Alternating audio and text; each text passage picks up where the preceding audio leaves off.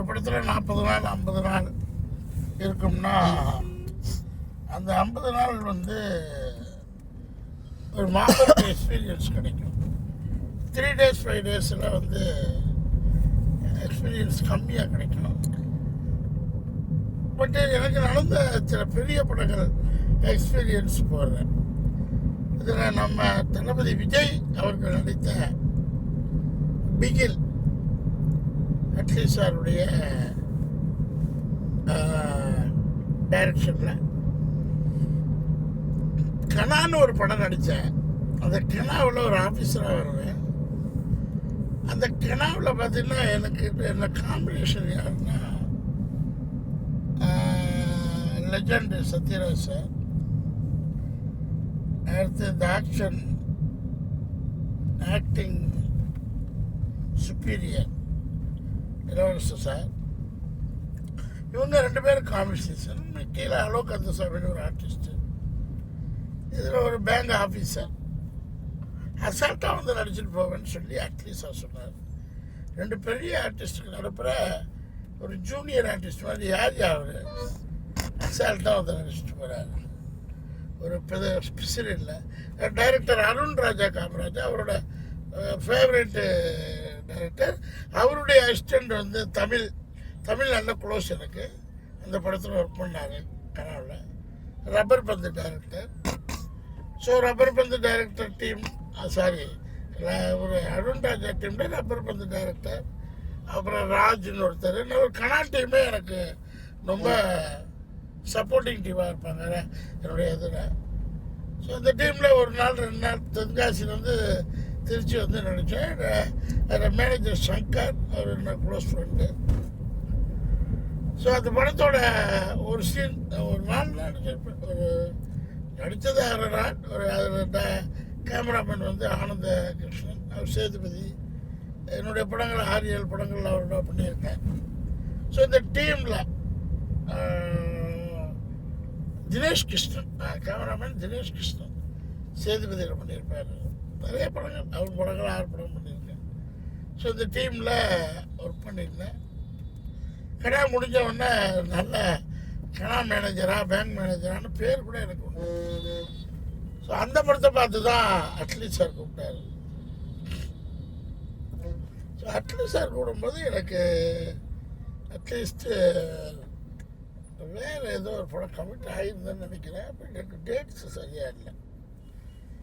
அப்புறம் அட்லி சார்கிட்ட வந்து ஒரு 40 நாள் இருக்கும் ஷூட்டு, ஒரு பெரிய காமெடினா வருவேன் அப்படின்னு அவர் கணிச்சிருந்தார். நடிப்பை பாராட்டினார். ஒரு ஆக்டிங்கிறது அட்லி சார்ட்டில் எனக்கு வாய்ப்பு கம்மியாக வருது. அது என்ன காரணம்னு தெரியல. பட் பாராட்டுறாங்க, என்ன உள்ளார மனதார பாராட்டுறது எனக்கு தெரியும். இந்த ஃபஸ்ட்டு டே ஷூட்டு பிடிமில்ல எனக்கு கார் வந்து பிக்கப் அண்ட் ட்ராப் வந்து நம்ம கல்பாத்தி, அவங்க வந்து லக்ஸூரிஸ் கம்பெனி, எல்லாமே ஒரு ஆர்டிஸ்ட்டை பெரிய company, luxury spend company, good company, ஒரு ஆர்டிஸ்ட்டை மதிக்கிற கம்பெனி.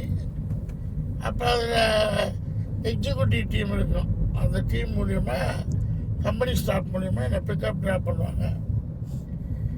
அந்த கம்பெனியோட கல்பாத்தியோட பியூட்டி என்னென்னா, நம்ம என்ன பேமெண்ட்டு பேசுகிறோமோ அதை அன்றைக்கி சேலரி அன்றைக்கி நான் உள்ளே போய் அட்டன் பண்ணிட்டு சாயந்தரம் வரும்போது பணம் ரெடியாக இருக்கும். செக்கு, அது செக்கில் வந்து வாங்கிட்டு போங்கன்னு முன்னாடியே கூப்பிடுவாங்க.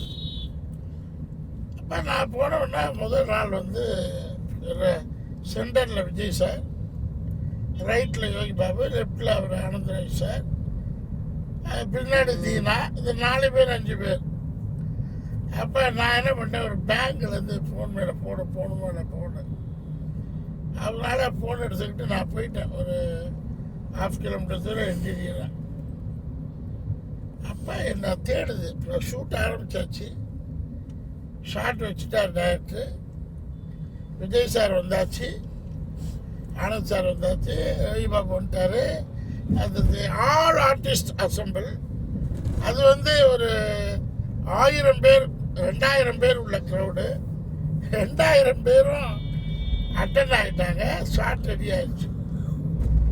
எங்கப்பா டிஎஸ்ஆர் அப்படின்னா சார் இதோ பறக்குது யூனிட் பறக்குது மேனேஜர் பறக்குறாங்க, பதறா என்ன தேடுறாங்க. நான் ஒரு பேங்க் ஃபோனுங்கிறதுனால அது பதில் சொல்லி ஆகணும்னு சொல்லிட்டு போயிட்டேன். போனதுக்கு அப்புறம் டைரக்டர் திட்டில் பறந்துக்கிட்டு என்னை வந்து கண்டுபிடிச்சிட்டாங்க. ஏன்னா ஒரு கிலோமீட்டர் தூரத்தில் உள்ள மில்லில் இருந்தாலும் கண்டுபிடிச்சிட்டு கூப்பிட்டு வந்தா எனக்கு இடம் இல்லை, ஸ்பேஸ். டைரக்டர் என்ன எது நினச்சிருந்தாருன்னா மிகப்பெரிய காமெடியை நான் வளர்த்து விடணும்னு நினச்சாரோ என்னமோ தெரியல. ஃப்ரெண்டில் நீங்கள் பிகில் பார்த்தீங்கன்னா தெரியும், விஜய் சார் என்ட்ரி சீனில் நான் இருப்பேன்.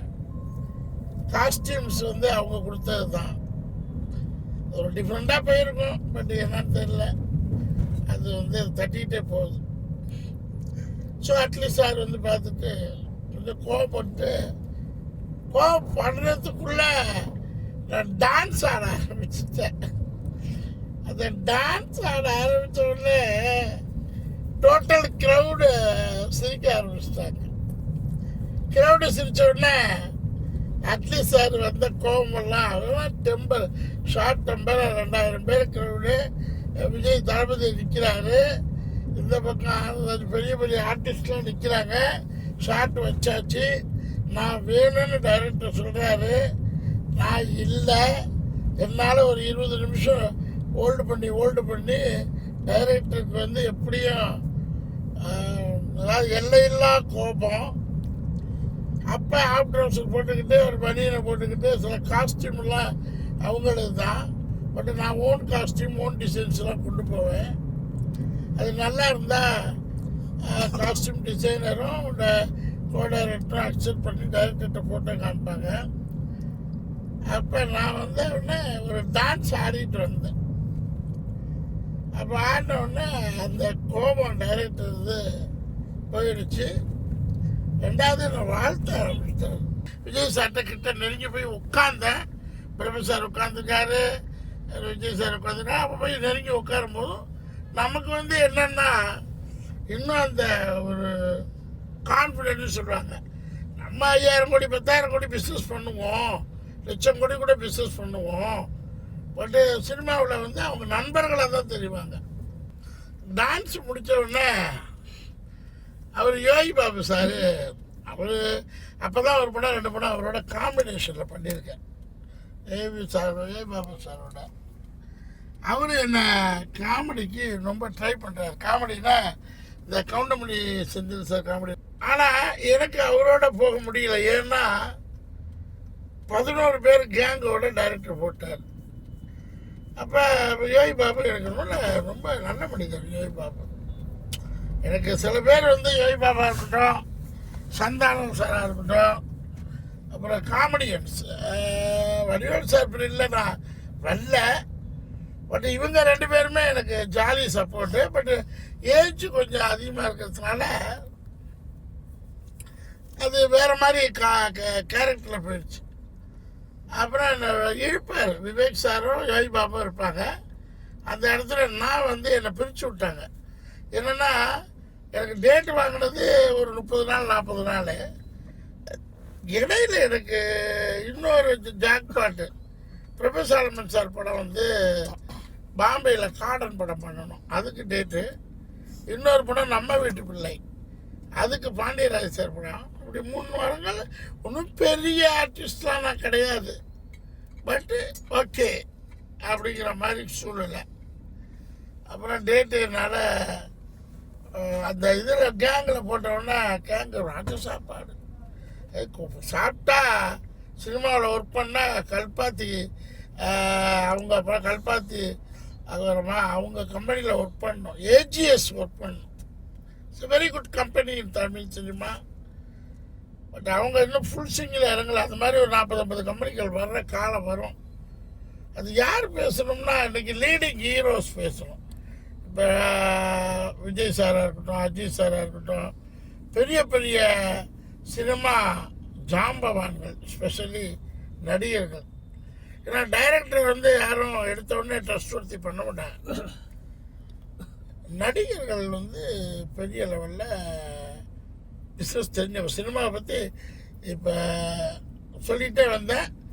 ஸோ அப்போ இன்னைக்கு பொறுத்தவரையிலையும் என்னை பொறுத்தவரையிலையும் நான் என்ன சொல்லுவேன்னா, ஜெய்சார் பொலிட்டிக்ஸ் வந்து முதலமைச்சர் ஆகிறாருங்கிறது அது அவருடைய காட்ஸ் கிஃப்ட் தான்.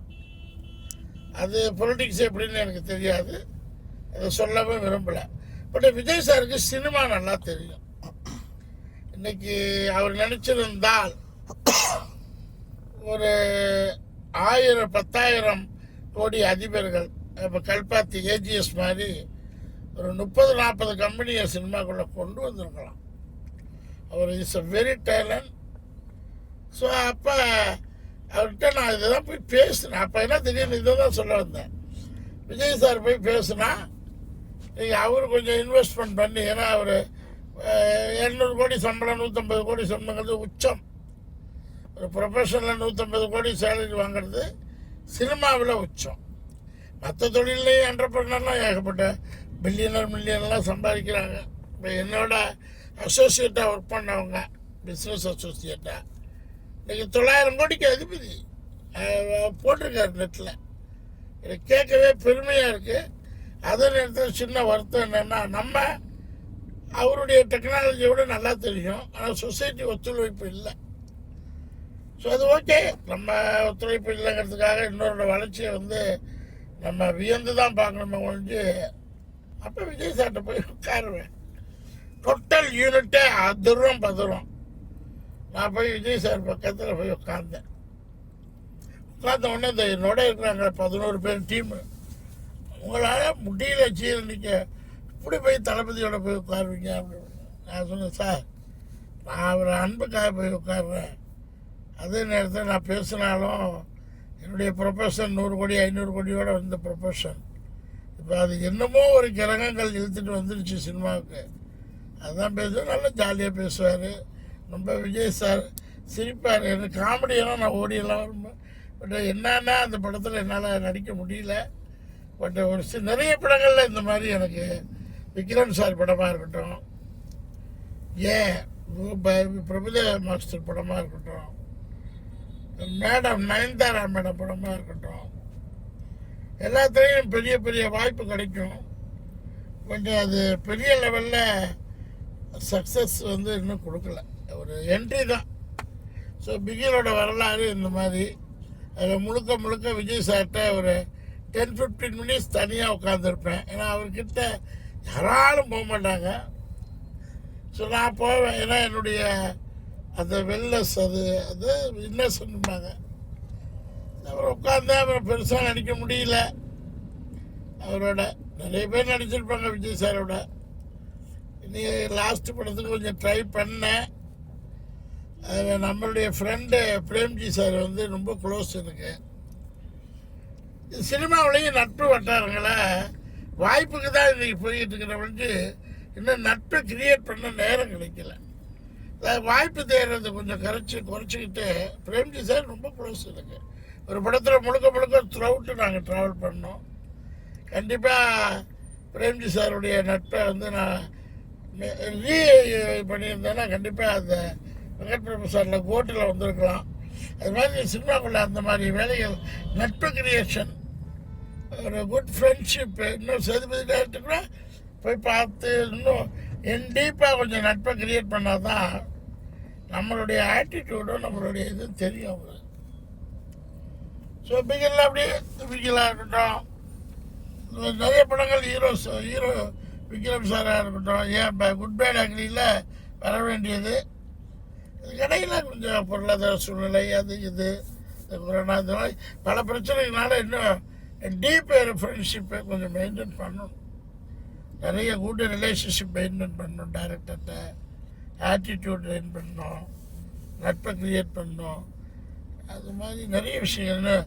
திருப்பூர் போய் பிஸ்னஸ் டெவலப் பண்ண நிறைய 60 வயசு ஆயிடுச்சு வந்து இன்னும் 150 வயசு வரலையும் வேலை இருக்குது, 200 வயசு வரலையும் ஒர்க்கு இருக்குது. செயல்படுத்துறதுக்குள்ளே டீம் அமையணும். ஸோ பிகில் அந்த மாதிரி ஒரு எக்ஸ்பீரியன்ஸ் ரொம்ப.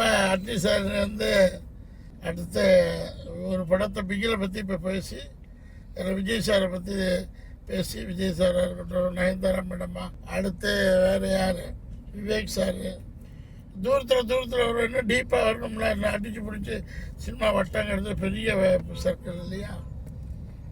ஸோ அப்படி வந்து ஜெயிக்கிற வாழ்க்கை தான் சினிமா வாழ்க்கை. ஸோ பிகில் படத்துடைய ஒரு சின்ன எக்ஸ்பீரியன்ஸை பற்றி பேசுனேன். நீ அடுத்து ஒரு படங்களையும் பற்றி கோபுரா பற்றி பேசலாம். ஸோ மோஸ்ட்லி எல்லா ஆர்டிஸ்டோடையும் ஒரு பிராண்டட் பீப்புளோட ஒரு அசோசியேஷன் கிடச்சிருக்கு. அதை ரீஎஸ்டாப்ளிஷ் பண்ணுவோம். ஸோ நீங்களும் லைக் பண்ணுங்கள். எவ்வளோ தளபதி ஃபேன்ஸ் இருக்கீங்க, விவேக் சார் ஃபேன்ஸும் லட்சக்கணக்கான ஃபேன்ஸ் இருக்கீங்க. என்னையும் உங்களுக்கு பிடிச்சிருக்கும். சேனலை லைக் பண்ணுங்கள், ஷேர் பண்ணுங்கள், சப்ஸ்கிரைப் பண்ணுங்கள். அடுத்தடுத்த வீடியோவில் சந்திக்கலாம்.